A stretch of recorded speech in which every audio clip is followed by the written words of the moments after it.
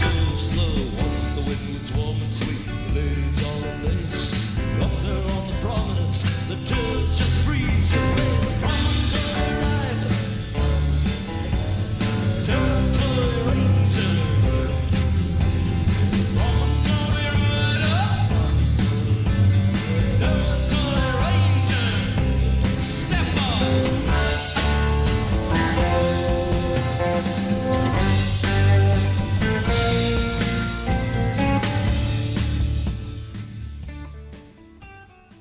Folks, welcome inside the Parisi Palace, high above 3773 East Broadway. This is a live edition of the Jake Feinberg Show, coming on Power Talk. Please go to our website, powertalk.live.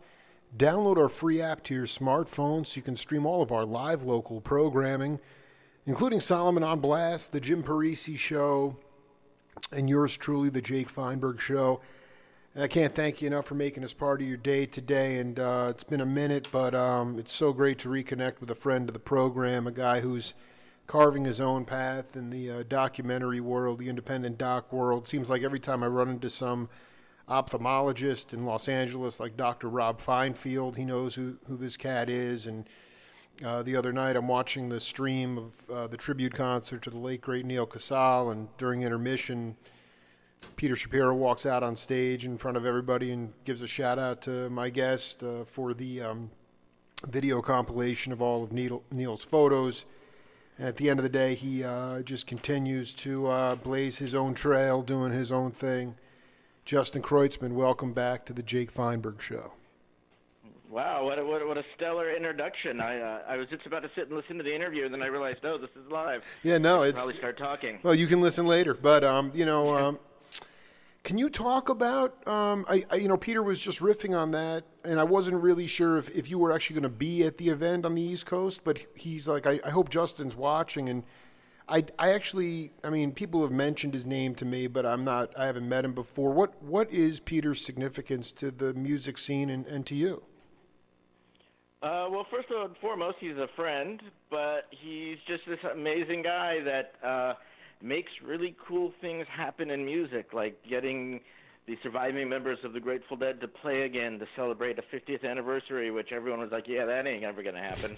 And you know what? He made it happen, and he's got these great venues. And, Jesus, I've been hearing about Peter forever and ever, like from the Wetlands days, and when I was friends with, I'm still friends with David Graham, but when he was involved with Blues Traveler and that whole New York scene and Spin Doctor, all that kind of stuff. Like, he was just that guy that was around, and a lot of people talk about stuff, but he talks about stuff and he actually makes it happen. So he's just sort of grown. I think at the show, Gary Waldman, Neil Casal's great friend and manager, called him the new Bill Graham. I heard that. I heard that was a ballsy statement, but go ahead. I know Peter was definitely a lot more humble, like, whoa, hey, let's not get crazy here, but I would agree with that. I mean, he's his own person. I don't think he's in the shadow of anybody. I think he's Pete Shapiro. He totally is acting like himself. Did you first cross paths with him when you were rolling around? I mean, how did he get street cred with the Dead? It's one of those kind of things. Like, he's always sort of been around. I know he did a lot of stuff with Phil and Jill Lesh. I could be getting my facts totally wrong, but I seem to sort of his entree into Grateful Dead stuff. But again, I could be getting it wrong, but that's my memory. No, because first hearing about that. Yeah, Phil has like a residency at the Capitol, but I mean, he has. I excuse my naivety. He has multiple venues. I mean, it's just like that's a titanic thing to be able to convince all of those. He does.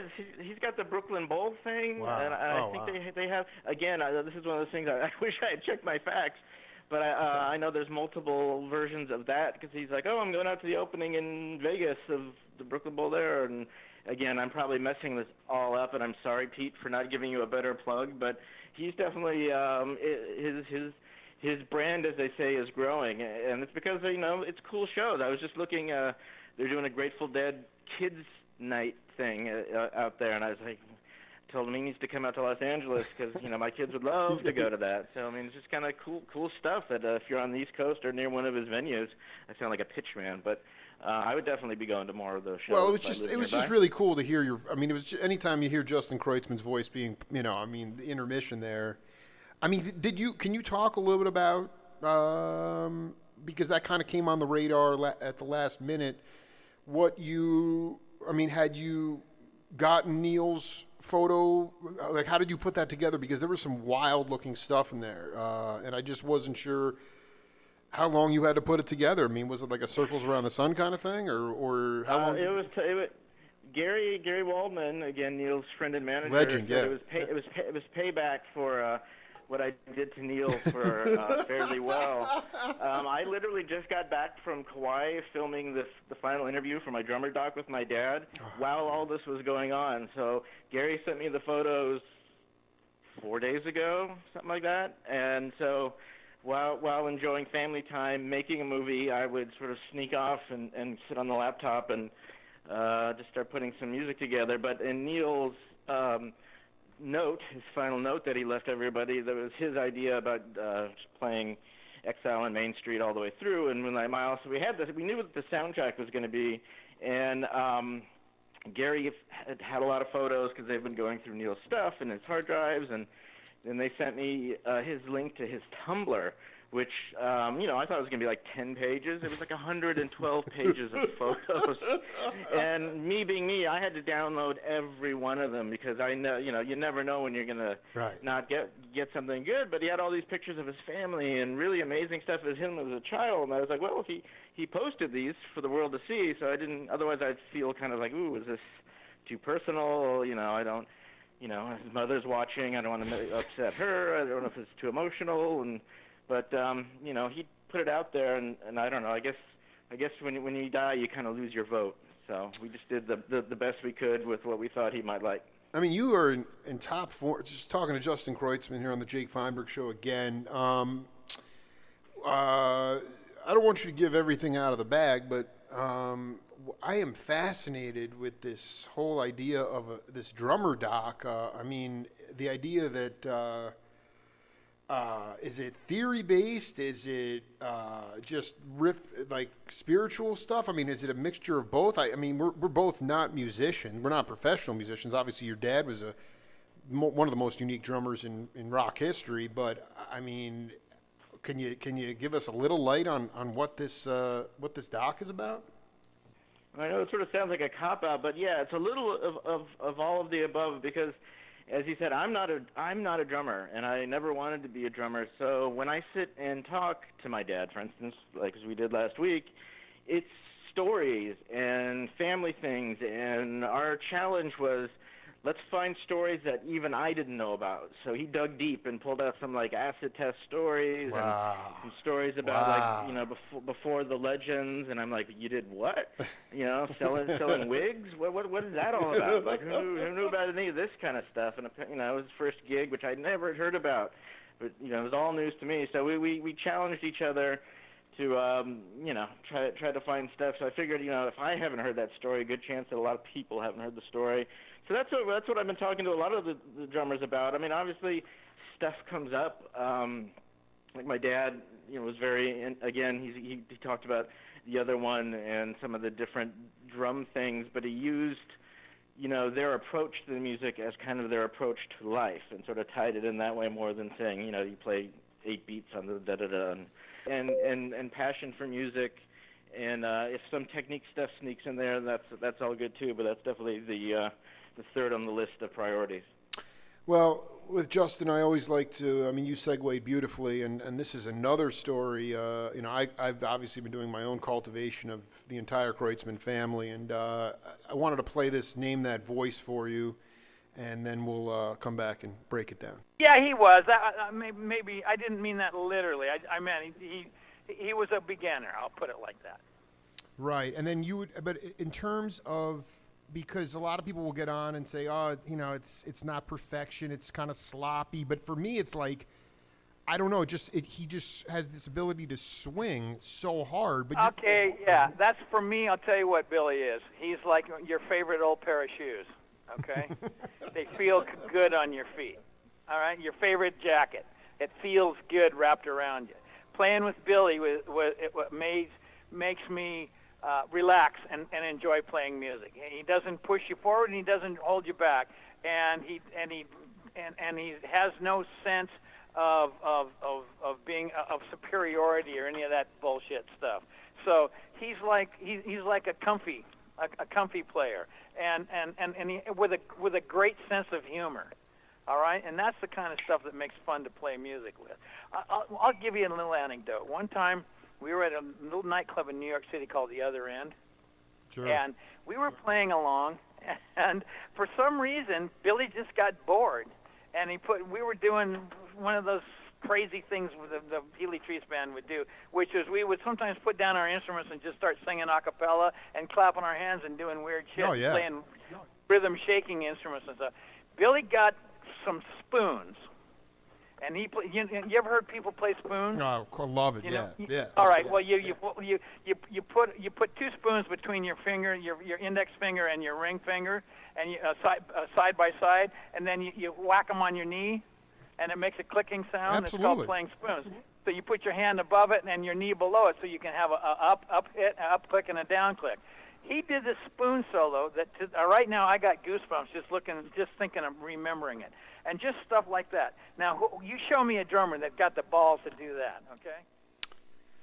You want to take a guess? Well, at who that is? I mean, you gave it away with the Healy Trees reference. Well, no, so, I see. So you're very sly there. Exactly. That was my first interview with the great Dan Healy, and the spoon solo. I mean, this. Have you heard that one before? I can't say that I have the spoon solo in my memory of Dad's many solos, but I'm sure it was a spectacular thing. It's so funny because they used to come up and record. We lived in this little town called Compshe, which is 16 miles inland of Mendocino, so it's probably still pretty barren, and you can imagine what it was like in the 70s, but there was like a 24-track recording studio out in the woods there, and so Healy and Treese and everybody would come up and record there. We had those tapes sitting in our house forever, the big 24-track tapes, and God knows whatever happened to them. In fact, I think they're in one of our storages still, but yeah, I always remember seeing Healy Treese. But yeah, I definitely remember these two, that song, Slipping into Darkness. I don't know why I remember that, but there's some amazing pictures of. There's this cat Philo, right? Did Philo have the? Yeah, it was, that's whose studio was. Philo Beto. Isn't that Clint Eastwood movie? Yeah. Philo Hayward. Philo Hayward had a studio in Compshe, and Healy Tree. Did you? I mean, I understand that it wasn't like a powerhouse band, but. Sometimes, it's always interesting, to think about your dad playing with Garcia in the Garcia band, or, in something like Healy Treese, or even this mercurial thing called, that barn card hit me to, R.J. Fox. I mean, these things are going deep into the bag. I mean, do you get more out of your dad if you're talking to him about stuff outside of the Grateful Dead, which could be so many rabbit holes down you don't even know? I mean, do you talk to him about stuff that he did outside of the Dead? Yeah, but that's not where that's not where you're going to get the passionate stories. You're going to get the passionate stories when you're talking about Jerry and stuff that happened. And be talking about Brent as a player in the Grateful Dead. That's kind of where his musical highlights. That seems to be where he goes when he's thinking back on moments. In fact, I would never say what's your favorite Grateful Dead song or anything sort of dumb like that. But we were just talking about it, and he was just saying, the era that he goes back to when he wants to have a fond memory is the Brent era. That really sort of late 80s, post coma moment there when it got good again, and that's where he really and Bob does the same thing too. Whenever we were at TRI and we were trying to teach people Grateful Dead songs, Bob's like, play them the 87 to 89 versions. So interesting. Interesting. I mean, I think is it that's so fascinating, because I just to me, I understand that maybe it was a darker time, but that early 80s time is still just burning. But I wonder if it was just that late '80s stuff does crank. It does, it has a more positive spirit to it. I want to get you on the record on two things. Is this where I plead the fifth? I'm just gonna just say no, right there's. now, I mean, don't dude, we remember. never. It There is. wasn't You. me. I mean, wasn't there. listen. You can generalize all you want. I mean, I'd love you to go as deep as you want. But the thing is, Dan Healy. I've had a couple of great hangs with him. What in your mind? I mean, it's obvious to me that he was a guy who took the sound that the band had in their head and was able to transpose, get that into a large venue. He did that pretty well. But I want to know what Justin Kreutzmann believes that Healy's, the essence that he brought to this family and this business and this traveling show that was the Grateful Dead. He was just Healy was one of those classic, the crazy genius Grateful Dead guys that they had around, like the John Cutlers of the world, just really smart, incredibly talented at, sound and knowledge and what they could do with it, and could talk your ear off about stuff that just went way over your head, at least when you were 10 years old like I was, knowing those guys.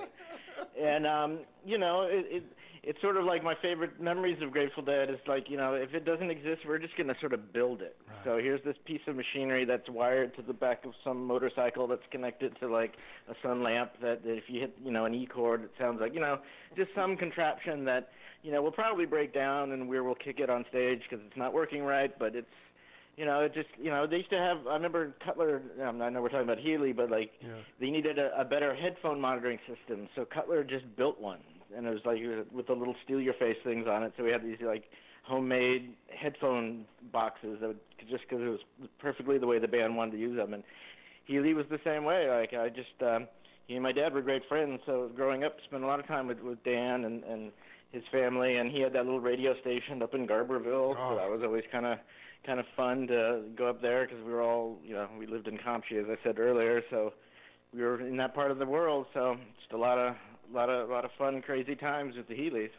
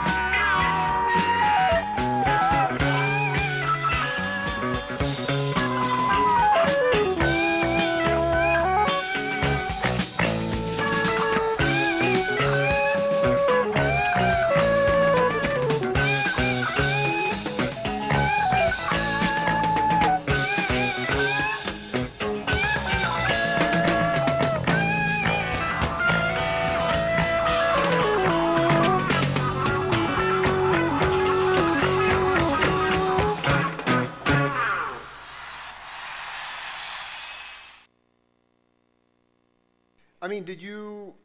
Is it something where? The name of the it was up in Humboldt County. Get the Mighty Urge was the name of his show.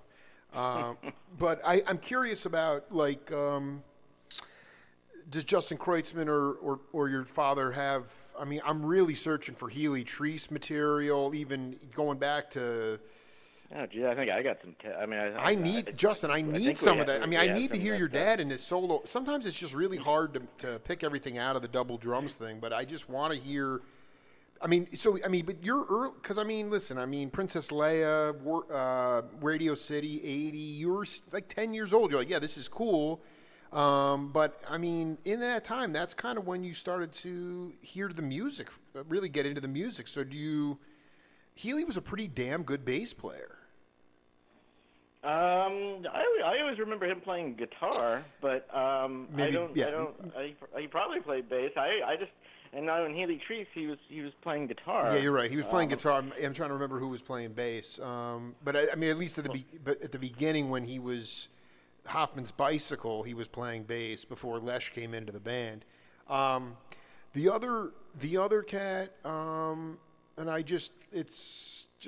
I never knew him. I tried valiantly to get to him, but he flummoxed me at every turn. We came in with a Promontory writer. It was Bob Hunt, the great writer Robert Hunter, and can you just talk? From the outside looking in, somebody that never saw the band, and how responsible was Hunter in your mind to the? I'm just going to throw out this theory, and you can take it apart. But with Barlow and Weir, Barlow told me that a lot of times not only was he writing the lyrics, but he was also coming up with a melody and a groove, a danceable groove. Now Bobby might tweak it here and there, and obviously Bobby was the one that was delivering it on stage. But I wonder about really the true significance of Bob Hunter, because the songs that he wrote, my feeling is that he did put chord changes and music to it. Jerry probably made it incredibly groovy and danceable. But from your point of view, how integral was Hunter, lyrics aside, how integral was he to the band? And how often was he at the shows? Did you see him a lot, or was he never there? I don't know. I used to see Bob around. He's on the cover of Working Man's Dead. You know what I mean? That doesn't say how intricately it is. And as you're talking about this, I was just thinking, think of all the iconic imagery and the Terrapin State. Everything is based off his ideas and lyrics. And I know it's the jams and the dancing, but right. all the stories that are in your head, and then all the artwork that came from it, are all based on his ideas. And it's not really conjecture. I'm sure I've read this somewhere, but Jerry always talked about how he would tell Hunter not to play him chord changes because he couldn't get his changes out of his head, so he would set it to music, and that it was easier if he just got the lyric sheet and didn't have. But Robert always wrote music to go with the stuff, but it would mess Jerry up for weeks because he couldn't get the changes out. And I think It Must Have Been the Roses was the one time where he just kept it the way Robert had it. But Jerry's talked about that, I think, a lot in interviews. It was kind of their working relationship, and I think Jerry called himself more of an editor than a co-writer. Right. Do you ever go back, or have you ever vetted the day that Hunter wrote "To Lay Me Down," "Broke Down Palace," and in Europe, I forget the other song. He wrote 3 songs in one day, and it just kind of came out. But you get the impression that he was truly a poet. Maybe he had his own changes, and then but Jerry didn't want to hear those after a while. He basically was just he was feeding Jerry the magical folkloric old world songs that have been the soundtrack of so many people's psyche. Yeah, no, I remember that there was that well done Anthem to Beauty show where Robert actually granted an interview, which was very rare. Yeah. And where he talks about that very thing and that moment in Europe. And I think at that point, I was 1.5, I think, when that was going on, or even younger. But that whole period, songs were just spilling out of everybody. I don't know what brought that on, but just think of all the great songs that happened between that period. And I think, as again, I learned about it mostly the same way that everybody else did, just from reading about it because I was so young. But that big batch of songs that they wrote in 70, 71, lasted them all the way through Wake of the Flood. So it was just this amazing body of work. You know, the Europe '72 original songs and the Berthas and the Wharf Rats and the American Beauty. I mean, all that stuff is just. I sort of think of it as one sort of not one idea, but just of a familiar train of thought and subject matter, and the stuff that's on that first solo album with Jerry, my dad, very much is in that same vein with the Deals. And I know the joke was at one point they said, hey Hunter, can you write songs not about card games? So that's when they decided to change some of that up.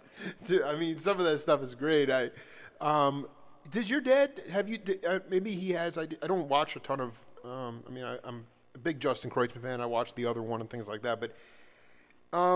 Like Jerry played bass on his first solo album, I believe, and your dad got the. What is your dad? How was that album recorded? Have you vetted that? I mean, because was it done like did your dad overdub the drum parts or how did that work? No. Dad would obviously play drums. Jerry would sit on the piano, and they would just go through the different parts. And as the legend goes, that whole second side was just them kind of riffing, and when they found a little passage that they liked, they'd repeat it a few times.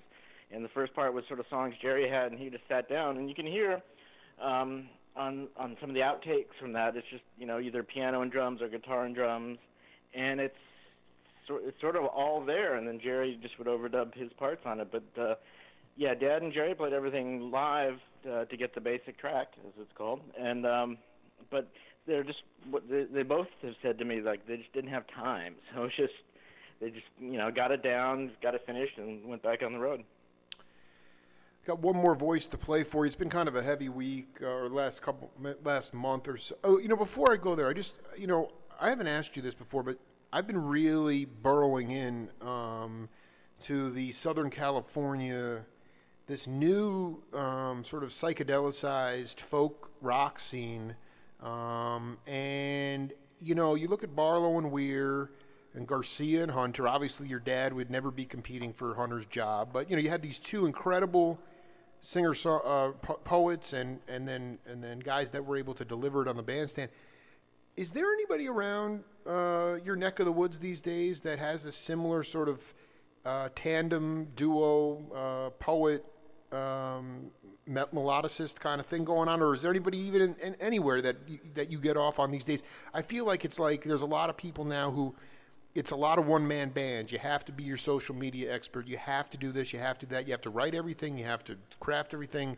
When in the past it was like you said, this milieu of I think you said it beautifully with you were talking to your dad. It was like life. It was like what was happening in life. And I wonder about some younger. Are there people that you're hip to today that have those similar relationships? God, I'm so bad at that. I knew you were going to say that. I knew you were going to say that. In history, and I'm like, yeah, it's okay. Neil Casal said it in one of his interviews. He's like, he and I both shared this love of gallows humor. So much of my time is spent like making things for dead people. I haven't really gotten, and you can take that pun both ways. So you haven't really gotten around to hearing it. And this is like not a stretch in any sense of the matter, but I thought. Obviously, because I've been thinking about it so much, I thought the stuff that Neil Casal and Chris Robinson were writing, some of their original material, I thought that was a really interesting partnership. I'm not as familiar with it as some of the other stuff, but they played a tune at Neil's memorial gig that I think Chris on stage said it was the first song they wrote together, and I was just like, oh, wow, it's, I'm not surprised it was a good tune, but I wasn't familiar with it, and so that was probably a collaboration, again, sadly, that now has ended, but. There's probably some great stuff in there that people could go back and discover. But yeah, no, I'm the last guy. Well, no, I mean, turn you on to some new thing that's just like because my time is spent in an editing room or making a documentary or doing. I interviewed this a 20-year-old kid for my drummer doc, just to sort of bring the median age down from like mid-50s and all the drummers that I talked to. Did you talk to? And he was referencing Yeah. he's referencing people that I'm just like, I looked at him blankly. I have no idea who you're talking about. I must have looked like some weird old man to him. Well, no, It's I mean, this is not a this is a very pop. This is a non-pop related scene. I'm talking about mainly guys that like were birthed off of Circles Around the Sun, people like that. I'm gonna have to hip you to some of these cats, but I respect it and I understand about it's about promotion and not preservation. But yeah, let's play this audio clip for JK, and then we'll come back. The idea of writing songs and the need to write what I feel are good songs gnaws at me stronger than almost anything else in life. I have no children, so I thought about it. I thought, does the idea of like having a family gnaw at me as hard as this? No, it doesn't actually. Like other things fade into the background. When I'm really honest with myself, like writing songs, playing music, singing definitely, factors in for me too. There is a true need to do it. I don't know if I would fucking die if I didn't. I might not die. I might have to figure something else out because, living life is a beautiful thing. So I don't want to think that I'd have to die without anything. There's infinite ways to live a life, so maybe something else could be figured out. But I'd rather not face that prospect, that's for sure. I guess he didn't really figure that one out. Yeah, I'm telling you, man, life is contradictory at all areas. I mean, life is one big, beautiful thing. That was from my interview with him, from my second one from June 2017. And, I saw Neil, I saw the last East Coast Chris Robinson Brotherhood shows before they went to Europe, and we actually had dinner one night, and he struck me as somebody who was kind of jumping out of his skin. He seemed like on it. He seemed just a little bit sort of, from my point of view, like jumpy or whatever, but I spent quite a bit of time with him this year backstage at shows, and I mean, it's been a blow, but I kind of wanted you to, listening back to other interviews, you've dealt with a lot of, I haven't dealt with a lot of personal loss in my life. Going back to what you're saying about dead people, I mean, I've interviewed Hal Blaine and Hugh Masekela and, and the list goes on and on and on. I can't even be, guys that have lived hardy lives that I never met, but that have passed on. And Neil was, he's 10 years older than me, but he was my peer group, and he was a focal point of my music journalism. And you've dealt with a lot of loss. Gio Coppola comes to mind. I mean, there's, Garcia, people, you've been around, you've dealt with that. And I wonder if you could give a little bit of, I don't know if wisdom's the right word, or how do you deal with this kind of stuff? Because, in a lot of ways, what Peter was talking about at that show, not that you were in the room, manipulating cat circles around the sun, but you just kind of threw the bone to Neil and said, "Oh, gee, that's a lot of work. See, do the best you can, and look what came of it, man." And so, can you just give some perspective of how you deal with sudden tragic loss like that? Well, probably not in the most healthy way. My armor goes up instantly when you get the phone call and you can hear the ring, and you're like, it's like at some time in the morning when you're like, oh God, that can't be good, and it never is good. And it's just, I used to be really super sensitive. Like when Gio died, that just threw my world for like a spin. And that was the same summer that Jerry went to his coma, and Dad and I took him to the hospital, or we followed the ambulance to the hospital. So it was just death and death and death, and it was like, that just like totally like messed up my entire world. And then and then Brent dies, and Bill Graham dies, and then this stuff, and then you start to like build this armor, and it's not that it doesn't affect you, you just I compartmentalize where I put those feelings and how much I allow myself to access them because I mean, well, what in the last month between Robert Hunter and Neil Casal, like I would jump off a bridge. Right. You know, if I just had to experience all this stuff and really, I mean, I could sit here for 16 hours and tell you Robert Hunter stories about growing up. I mean, this is like, you know, somebody who was in my life, and Neil was in my life. You know, towards you know the last 5 years. You know, he was a friend of mine. I mean, my wife joked when we were doing the Bob Weir soundtrack, I actually went and stayed at Neil's house, and she's like, you're not a sleepover kind of guy. I'm like, I know, but I like Neil. We're like buddies, and you know, so it was like he and I listened to Zeppelin in our boxer shorts in the morning. You know what I mean? Like that kind of stuff. Right. And I just don't really, I'm not really that kind of guy. No, I Just did. you know I that. did. So, No, I did. You know, Yeah. so he was that kind of. Neil and I just instantly kind of clicked, and the funny the whole I'm saying this right now because I think my wife is out listening in the car. She doesn't want to disturb me. But the whole reason I know Neil is because she's this huge Ryan Adams fan, and when we were doing Move Me Brightly, he was on the list of potential guitar players, and I was like, oh, that's awesome. He was in Ryan's band. I'm so going to impress my wife by getting Neil Casal, and that's how he came into our world. I can totally respect something like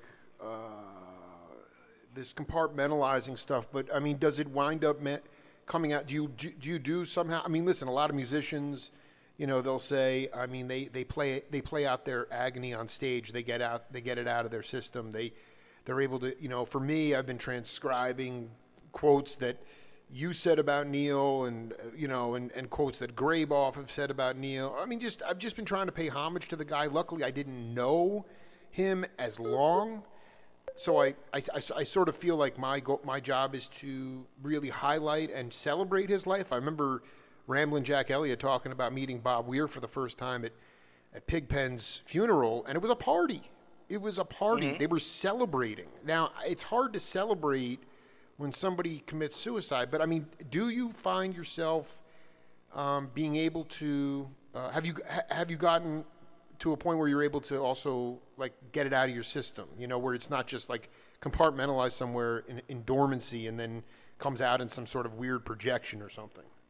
Yeah, and by the way, I wasn't saying that that's probably the healthiest way to attach anything to that. I'm just saying that's my messed up way of dealing with all this kind of stuff. Yeah, it's your way. Because I never get over it. Like, it's always still there. I still, and I've told the story before, something will happen, or it's like when you first wake up, and I'll be like, oh, man, I can't wait to tell Jerry about that. Like, still, like, for that second, you just have that moment, and then you remember. And I know there's going to be times that, like, already on this film I'm doing, I was going to ask Neil to be a part of the soundtrack, and, like, we're doing it. I needed a banjo part, and my first thought was, like, oh, let me text Neil, and I was like, oh, okay, that ain't going to happen.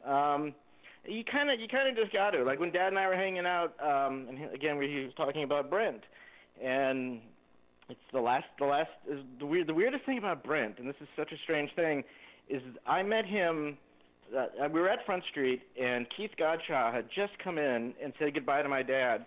And then the very next day, Dad met Brent for the first time, and literally they were standing on the exact same spot at Front Street. And I always thought that was just such like a strange. They just happened to run into each other at the same place that he said goodbye to Keith for the last time, and it was very odd. And so we were talking about Brent, and they were remembering the funeral, and we all went up there, and deadheads were like hanging out in the cemetery. And we went to leave, and it was after 5 o'clock, so they had locked the gate. So we literally could not get out of the cemetery, and everybody just had to start laughing because it was just like the ultimate ironic joke that the entire Grateful Dead was trapped inside the cemetery and couldn't get out. So it's like you have to, you know, find something to, I don't know. If you wallowed in it and you, or even, I don't know. I mean, it's hard to say that you don't think too much about it, but you just, you know, I find whatever helps the situation, and if you can give back in any way to somebody or make somebody in like Neil's family or his friends feel better by doing something, that's really, you know, I think that's enough. And then you can sort of have your own moments with it, which I do. Do you that answer went a lot of different places and touched on a lot of Justin, people. Justin, you are being as clairvoyant. I mean, you're on fire. It's perfect because everybody is, you know. I think that what I saw from facial expressions of friends of mine, Dan Horn and Brent Rademacher and the Mapache crew, it's the same what you just said about the banjo. like, oh, I'm going to text Neil. I want to get him on. And then you're like, oh, he's not around. And I saw Dan, who's a dear friend, and I could see in his face, it was like he wanted to look up and see Neil. And then he looked up, and it was like, it was Eric Kreutzmann, which he's great. I mean, he's the man. I mean, I love the guy, but it's not Neil. And I can't imagine making love on the bandstand and losing someone like that. And I just, did you have any, what's your last, well, this is the question. You said there was I know that Stephanie was a monster Ryan Adams fan. Phil sat in with them a lot. So he was hip to Graboff. And then Neil wound up at Terrapin Crossroads before there was even a bar. There was a stage in the bar. So you said that there was a list of cats that could have potentially been working on the music doc for the other one, or that No. It was for Move Me Brightly. We were just looking for somebody to sort of be part of the house band, because the idea was, we'd have a group of musicians that would learn all the songs, and we'd have soloists come up and do things. And so we needed a guitar player that kind of had a sense of the music, so this wasn't starting from scratch, but would also sort of be his own person, kind of that classic Jerry conundrum of, find somebody that's their own thing, but is not so. Exactly. That was the assignment you gave him for Cats, man. You said, please don't make it Grateful Dead light. Don't water it down. It's got to have some sort of like essence. The stuff he said about that was epic. So he was one of those cats that came in, and then at that point you were like, maybe we can work on the Weird Doc. Yeah, well, I mean that was the next thing I was doing, and they had a little bit of music in there, and some of it was good, some of it wasn't quite so good, and some of it just felt so disconnected to me. That Thing, and I always go back to Zabriskie Point, or one of those soundtracks that Jerry did, and I was just like, he's like a guy that could come in and just like fill in all these moments, and my dream was exactly what he did, is where you get like a reference point, and you kind of hear a little riff from playing in the band, but it's not playing in the band, but it's in that wheelhouse, and he just did it so perfectly. And the idea, my idea that I've always did with Neil was just don't give him enough time to think about it. So he just goes in there and bangs it out, and it's great, and you move on. So I actually have a great Fairly Well story. He came to the shows in Santa Clarita, not Santa Clarita, Santa Clara. Yeah, Santa Clara. Yeah. And, because he wanted to hear his music, played at halftime. And he said the first night he was standing out, you might know the story, he was standing out in the crowd listening to it with his eyes closed, and this deadhead comes over and says, oh, man, you seem to be really enjoying this. Do you know who made this music? And Neil's like, I'm about to totally blow your mind right now. And he had this total exchange with the guy. He's like, yeah, it's me. I just loved that story. Oh, that's so great. It's like oh, man. Well, I mean,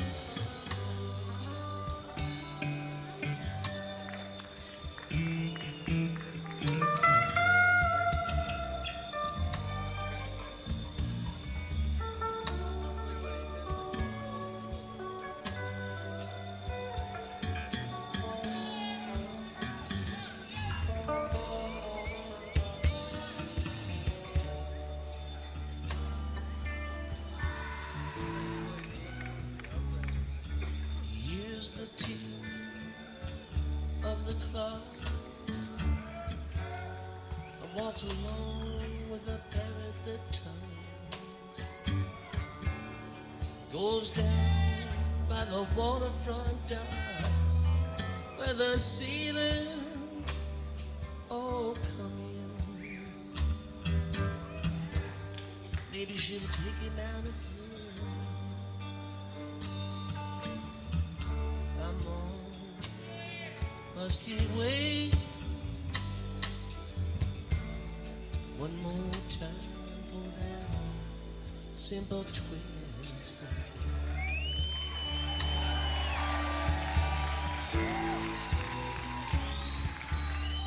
People tell me it's a sin to know and feel too much with it. All I know, she was my twin. But I lost the ring. She was born in spring, and I was born too late. Blame it on an simple twist of fate.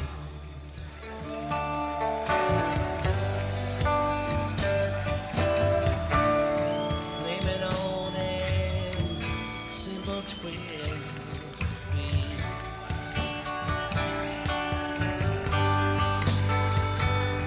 Oh, blame it on a simple twist of fate.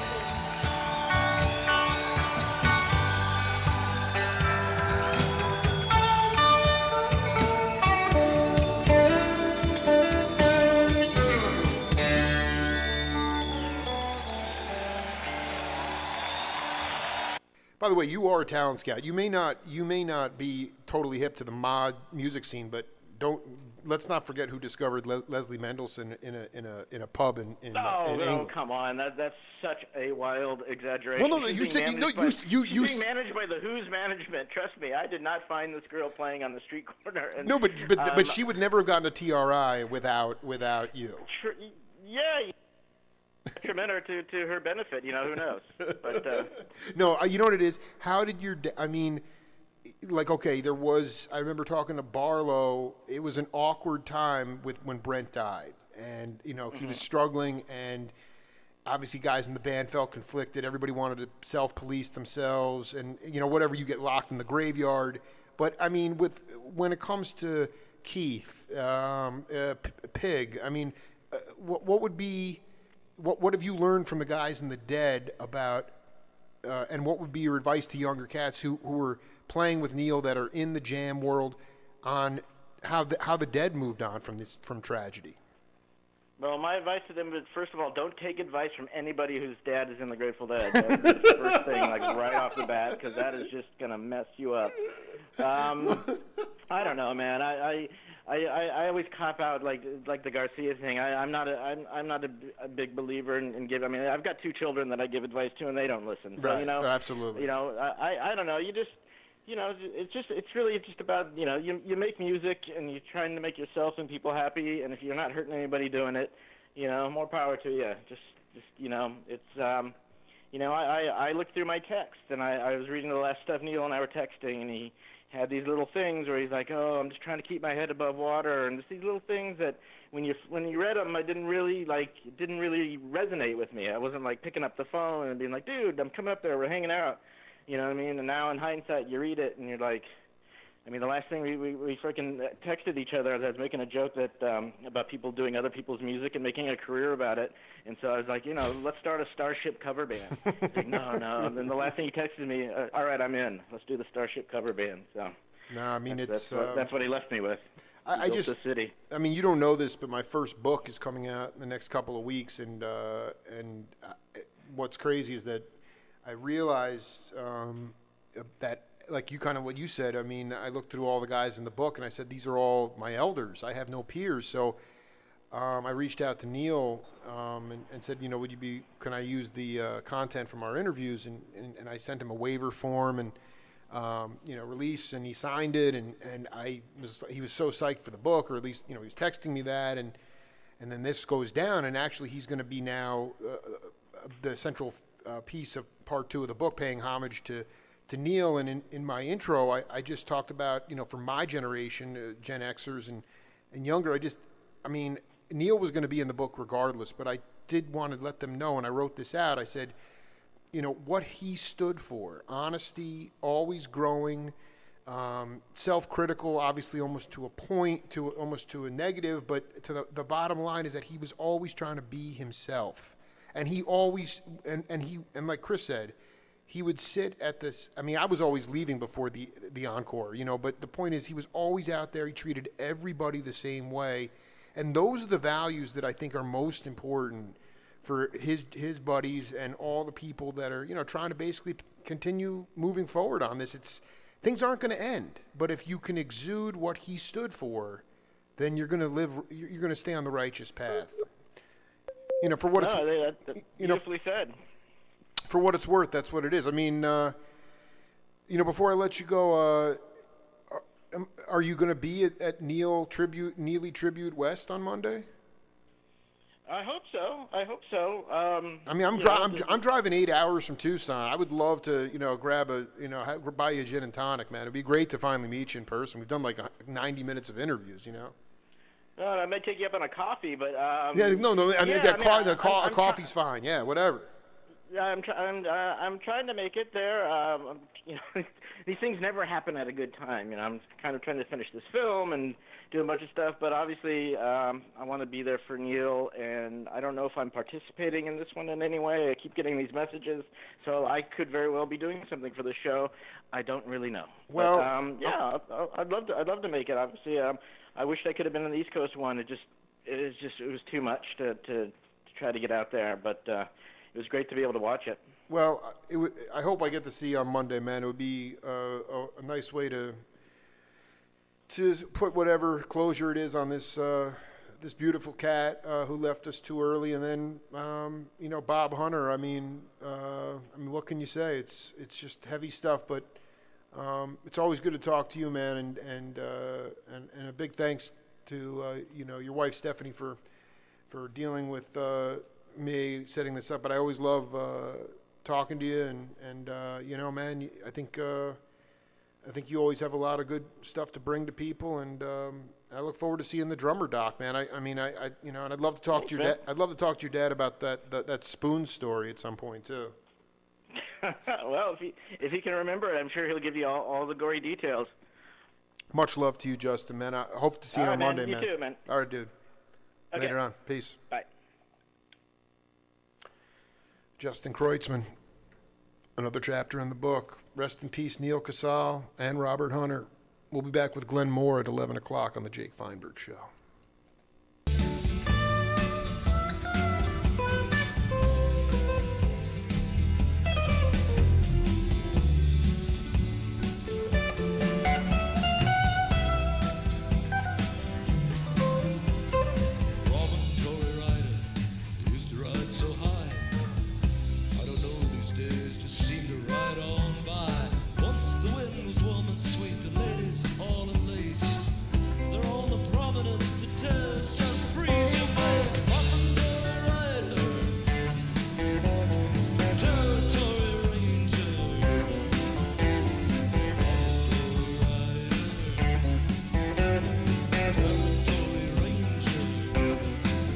Step up.